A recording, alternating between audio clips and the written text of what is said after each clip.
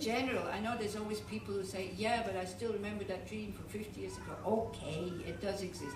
But in general, somebody tells you, oh, you're such an idiot. We remember it for 50 years. All our nightmares in general, we forget very, very quickly because we know they're not real.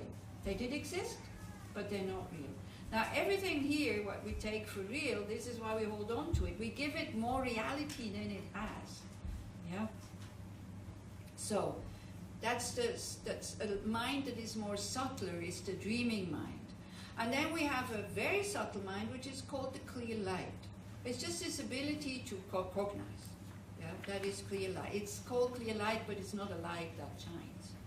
And you know, it's the nature of the mind which is clear and knowing. Clear in terms of it doesn't obstruct, and it's not obstructing. Knowing, that's like space. Yeah, you can't grasp space. But as opposed to empty space, the mind is knowing. Knowing what? Knowing its object when it is gross. Okay? So at the time of death, because the gross mind needs, as vessel, needs this body. And then, you know, there's more subtle minds, when this gross mind is working, they cannot appear. So this is what is trained in Tantra. When you know the basis of the path, and you know about bodhicitta and about emptiness, and then you start with Tantra, only then. Okay? So this is what you train, because we wouldn't have to live in that gross world. We could be in a much more subtler existence. Yeah? At the time of death, this gross world dissolves into the clear light, and then, because there's rebirth, because there's attachment to existence, then the mind kind of tries to find another body, goes into what is called an intermediate state, and tries to find another body. Now, if you're not Buddhist and you don't believe in it, it's okay. If you are not Buddhist, you would like to know more, we cannot go too much into detail here, but there is, you know, there's books, there's courses, we can do something that is just that for a whole weekend, because it needs quite a lot of explanations. What I would like you to know, this is why I gave you this chart, is that these external signs and internal signs, they do appear at the time of death. So when you are with the dying person, and you know that this is normal, and the person describes something, and they are afraid, you can just tell them, it's okay, that's normal, and the next will be that. It's a little bit like when you buy your own medicine, and the medicine has a lot of side effects. You stop taking the medicine, you get frightened, you throw it out of the window. If you go to the doctor and the doctor says, yes, it's normal, it's actually quite a good sign, because that means it's working, and this is just a side effect. You still have the side effect, you continue to take it. And there also, I had lots of stories where nurses told me that it was very, very helpful for them, because somebody, you know, in panic, I'm falling. And she was just saying, it's okay, it's normal. And the person totally calmed down, because she knew about this, and she was, with conviction, was able to say, it's normal. Trust and conviction, it's normal. Instead of going, this is what usually people do. No, no, no, you're not falling. You're lying on your bed. Don't worry. It's not what the person feels. Okay?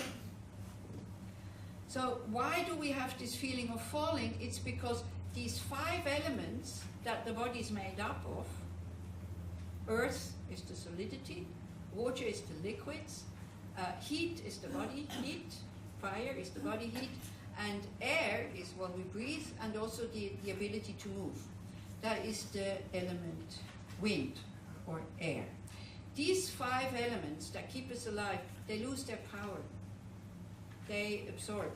And the same thing happens when we go to sleep.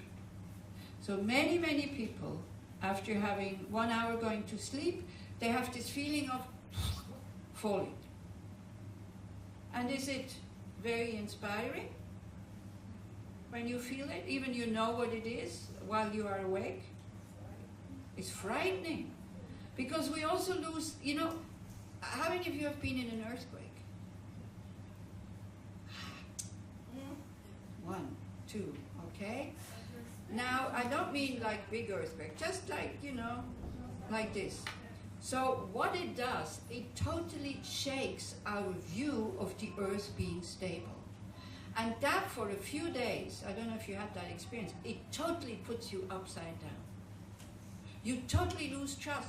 You're so confused because, that view that the earth does not shake has been shaken. This is why also the shock when somebody dies, because we have the view that people don't die. Deep, automatic pilot. This is why this huge grief and this shock, because we do not believe that this person that I love so much will go at one point. We're not working with it. We don't want to know it. And then the shock comes. And then you have to wait until the shock is finished. I mean, there's not much else you can do. You have to accept it.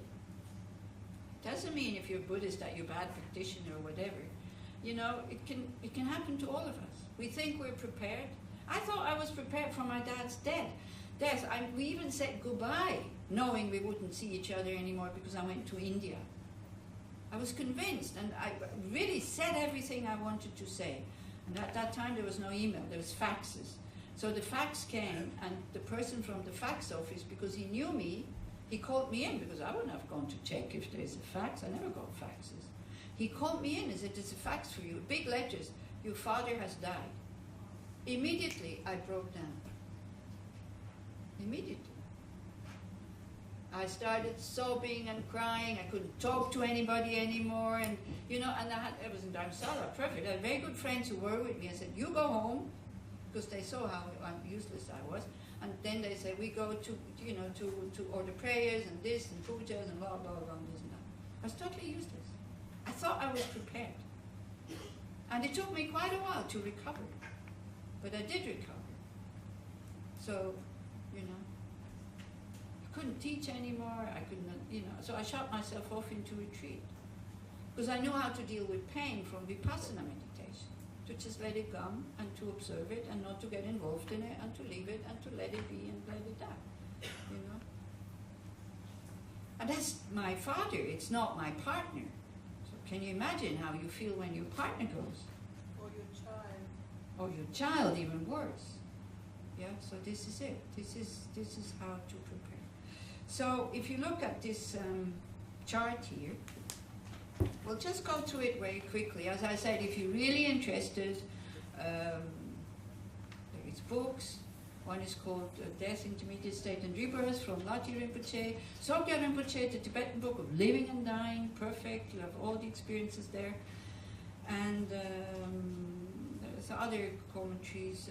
His Holiness has a book which has a very nice text in it, I think, learning how to live so we can die, living peacefully or living good life, dying peacefully, something like that.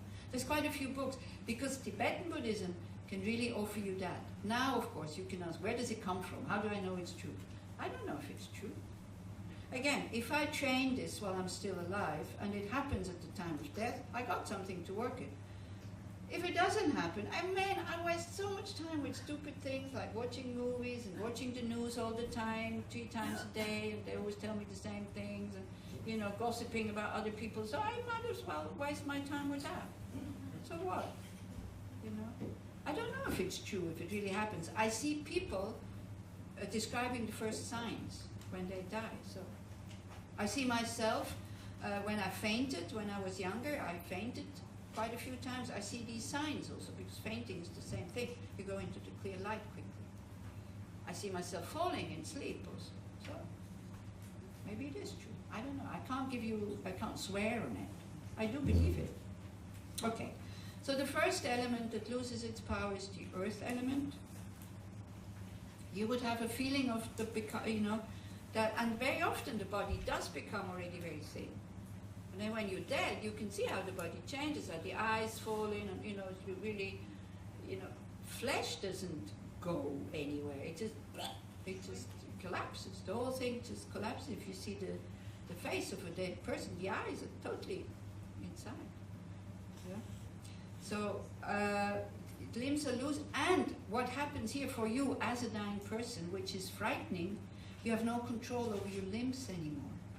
So you have a wish to move your arm, it doesn't move. And that's also frightening, because that's also a view we have. I want to move, I can move. But there, even from having been able to move before the death process starts, you cannot move anymore. You know, sometimes it happens when maybe you lie on an arm like this and you sleep, and you want to move it, and it doesn't move. Or you cannot close your eyes, or you cannot open them. That also happens at the time of death. You have no more control over your eyelids. Sometimes older people also, they have to kind of go like this in the morning when they wake up. And you have an inner sign of, like you could have a feeling of either being pushed underneath the earth, or just a feeling of falling, like the earth does not support you anymore. And what appears, because it's also the eyesight that goes, you have an inner sign like a mirage. Yeah, like when you drive in the desert, and it looks as if there's water in the distance, but there's no water there. So that is a mirage. That's the inner sign. That's the first sign that you're going. So if it happens to you and you're familiar with this, you can go, okay, that's it. What's next? See, then you can be focused. And any mind that is focused is calm. It's not panicking. So you can focus on these signs if you know them. Then the next element that dissolves is the water element. So you have a body sign is that your body liquids dry up, especially saliva. That we used to have saliva. That also happens when you fall asleep sometimes. And then when you wake up, it's all dry, so the first thing you do is try to get the saliva back. When you're dying, it will not come back. Saliva is, I don't know, Hebrew saliva? Roch. Okay, roch. Yeah, spitting, you spit. Maybe it's easier to say. It's more, you understand better when it's spit. Yeah. This one dries up. With the aggregates, you don't have to bother so much if you've never seen it. If you know what aggregates are, you can have a look at it. That's good, because otherwise it becomes too complicated. And you have an appearance of smoke. Like your vision, your inner vision at that time is filled with smoke. Why it is like this, we'll come to it later. It really has to do with these elements, these inner signs. And as I said, sometimes people describe it. They get frightened and say, oh, there's smoke, you know? But there is no smoke, so it's what they see, what appears to them. Then the next element that absorbs is the fire element. So you can feel that the body kind of gets cold, and it usually comes like the limbs get cold, and the body heat goes towards the heart. And you think that the person is cold, because but they're not, they're hot, because it's the fire element that for a short while flares up. So you try to cover them, and they throw everything off. So leave them alone, okay? Do not cover them. If they throw it off, even they're naked, it's okay. Let them be like that. Even if the hands and all this feels cold, it's fine. They're not cold. Yeah. At this moment also is the inhalation becomes very difficult, and the exhalation becomes very long and strong. And so sometimes they make a bit of a sound like this. And then again, if you're standing there, you think they're in discomfort. They're not in discomfort. This is just what happens there. And it's only for you that it sounds terrible. For the person, it's fine, you know, because the body really starts to shut down. So it doesn't need food, it doesn't need drink, it doesn't need air anymore, because it shuts down. They're not choking, like, you know. That's the normal sign of the body shutting down. It's fine. No need to interfere, no need to shake the person, you know. Don't touch them, leave them alone. You know they're going. This is it. So when you know they're going, then also you can let go, and you can be there, and you can be present.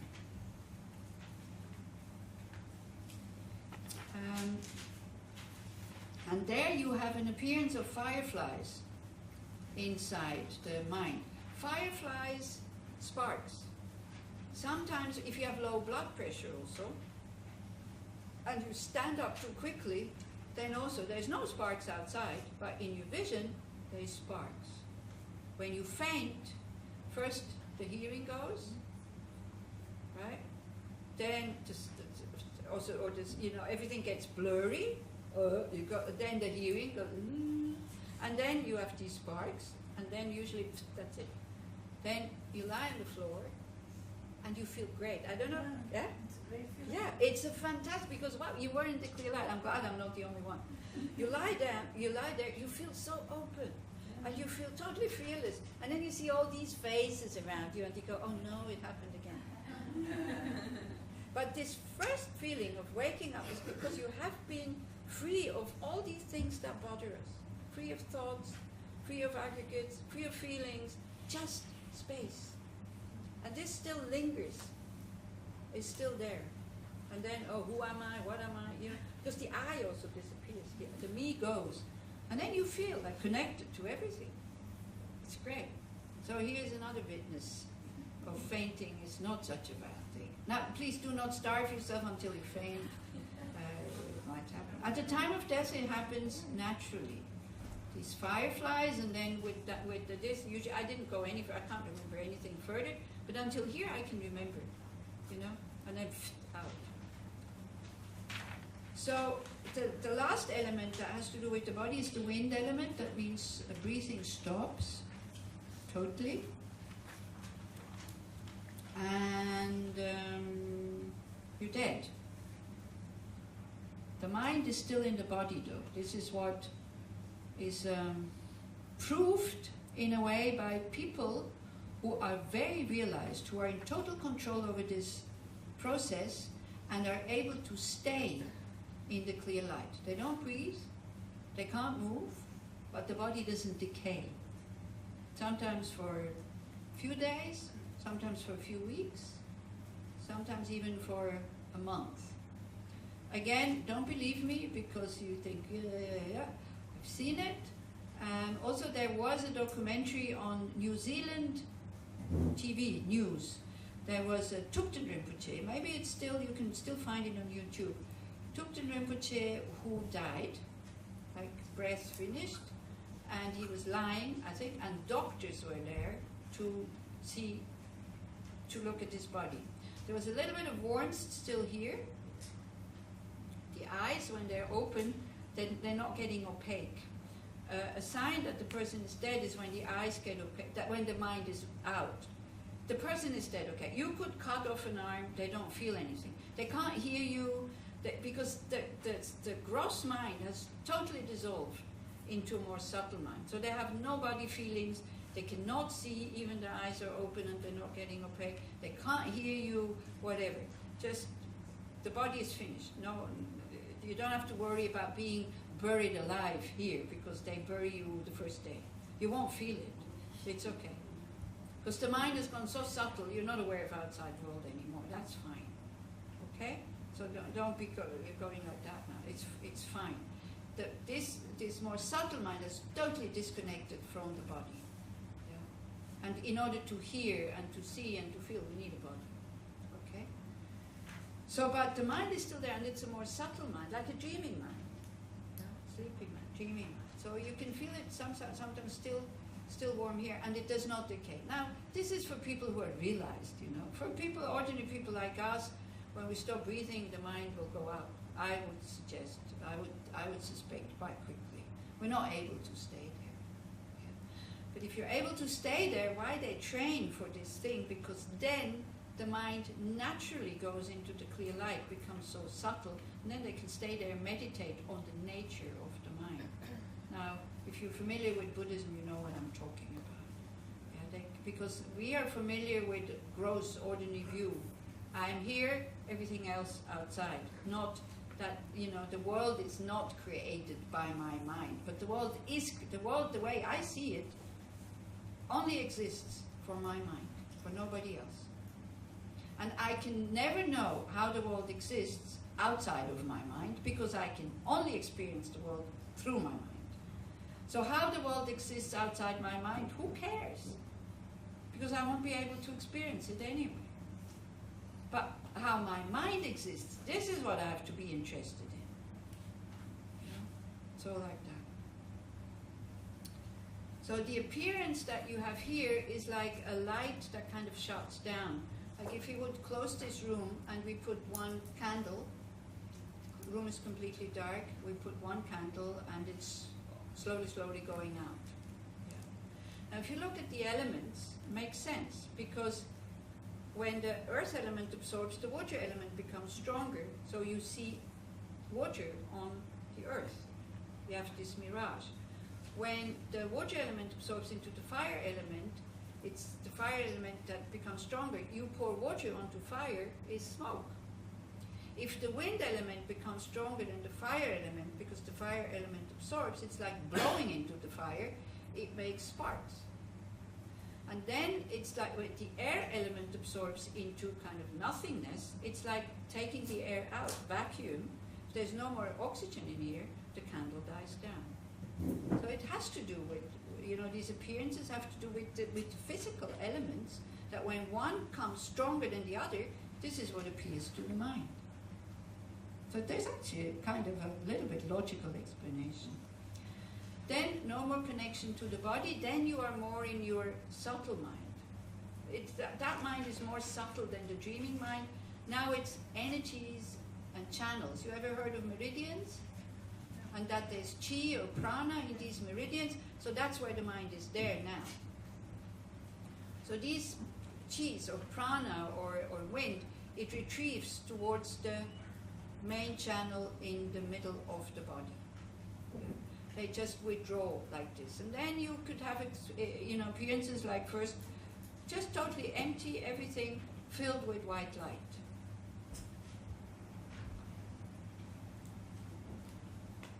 That has to do with drops, but also I think I'm not going into that because it's not that important. It's just when you know, because you're also at that point you're not thinking, oh, I'm having white light, because you won't be able to think about I anymore. So there's no more separation. You become the mind. So this is why also it feels so good, because we become the mind. It's not I have a mind. Like that. So you have a white appearance. Then the next appearance will be you have a red appearance, a bit like the very clear sky at sunset, and then you go, then everything shuts down. All these energies become very, very subtle. They go to the heart chakra. This is why it's still warm here.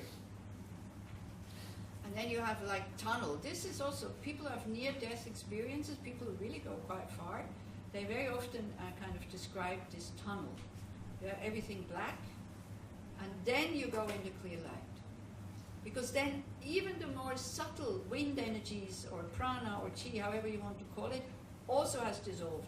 And then you're in this very, very subtle mind, which is the nature of the mind, the clear light. Sometimes also they describe this light.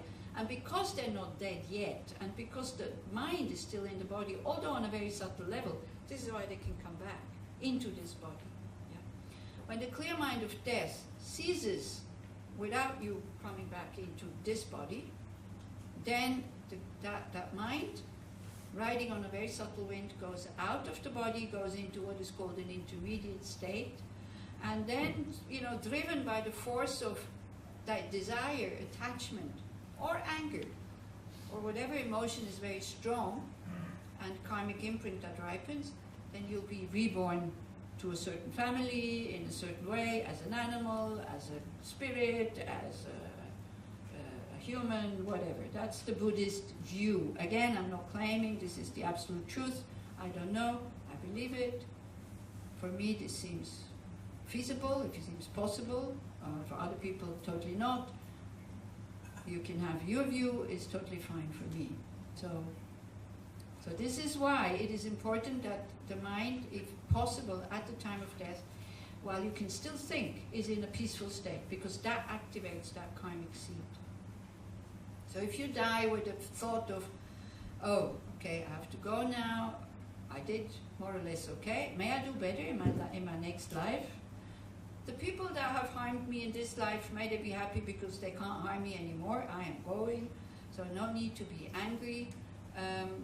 You know, may I meet spiritual teachings again that will direct your mind into that direction. And more you cannot do and you don't have to do. So, but that's at the beginning of this process, while you can still think. So what, and then I finished. I know you're starting to get worried. What Tenzin Zopa said, it was very nice. He said, you ordinary beings, you only have to worry about having a peaceful state of mind at the time of death. Then, because of your tantric practices, the mind has these imprints, and it will by itself go there and do whatever it needs to do. So don't worry. But what you have to worry about is this mind state while you can still think. It's nice to hear, because you see these tantric practices, we always think, nothing works, it's just fantasy, blah, blah. It's not for now. It's not for this life. It's for the time of death. So that's for those people who do sadhanas and think, it's just reciting and nothing ever works. That's for those people. You only put imprints on the mind if you visualize. If you don't visualize and it's just blah, blah, blah, better than nothing, but not very good, not very useful. But visualize. Put energy into visualizing these deities, these forms, these light bodies, these rainbow bodies. Then the mind will go there instead of going somewhere else. Okay? Okay, that's it. Then you're dead, and you go to your next life. So I'm finished now with this. I know for many of you there will be many, many questions. Doesn't matter. If you are interested, there's more opportunity to learn about this, as I said. We will meditate on this after lunch, if you want to. I will guide you through these appearances. So what can happen is that all of a sudden we start to feel very spacious. So then try to stay with that state, and don't go rushing out and blah, blah, blah. Oh, imagine what happened. Good, then it closes again. And try to think, wow, I could be in contact with that space because it's always there all the time. You know, do you from time to time have a feeling of not enough space? Yeah. Let's just imagine. The mind is never full. The mind is limitless. We can't grasp it. It's boundless. And we're not aware of it. We limit ourselves to this little box up here. We're so crazy. Yeah, totally crazy. Anyway, thank you very much. Now we make a break. Until when? You come and tell them.